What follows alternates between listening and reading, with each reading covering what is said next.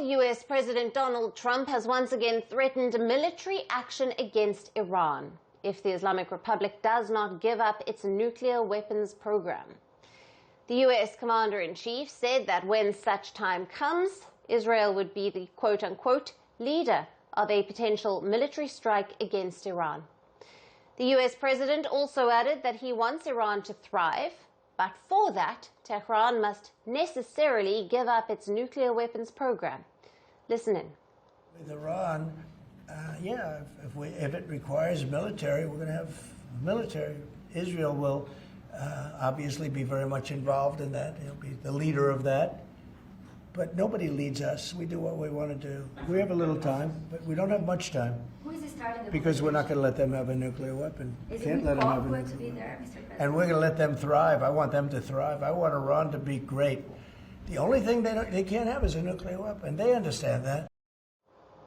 President Trump's threat to use force against Iran comes just ahead of the April 12th talks between Washington and Tehran over the issue of the Islamic Republic's nuclear program.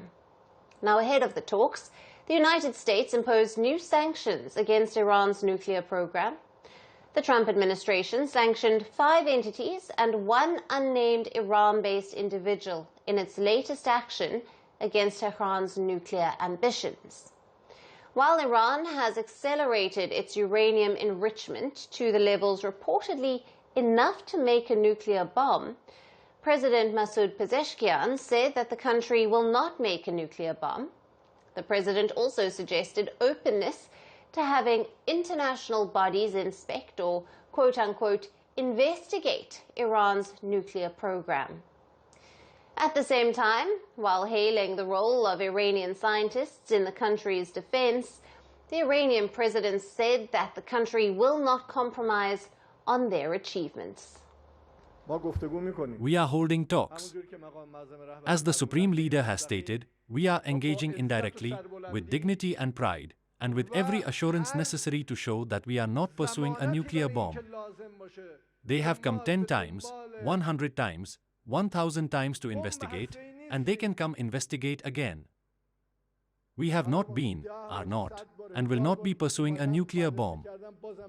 We will not compromise on our achievements. We will not make deals on our achievements, and we will never allow anyone to think for us, innovate for us, or be creative on our behalf.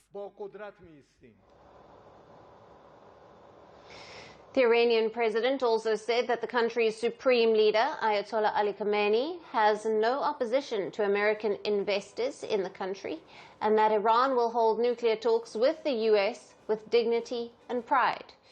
The scheduled talks between the US and Iran come after Iran's Supreme Leader warned Washington of a strong counterattack if President Trump proceeds with his threat to bomb Iran. The Iranian Supreme Leader was also quick to point out that it was President Donald Trump who in 2018 led the unilateral American withdrawal from the 2015 nuclear deal.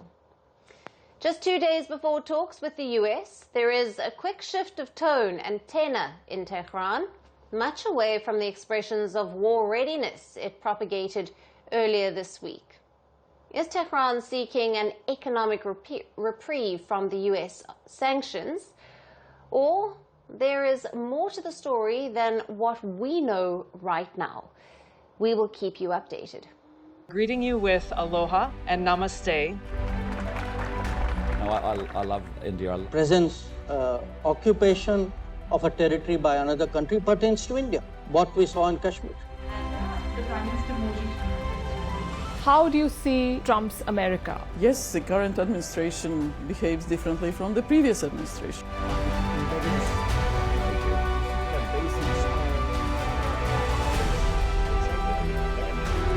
Are you saying that there are foreign powers who are trying to bring down the current government in Syria? Exactly. Iran, maybe Russia too. Prime Minister Modi committed to South-South, cooperation. Not over 50%. Is Ukraine prepared to pay the price for that peace? No compromises at the cost of territorial integrity and sovereignty.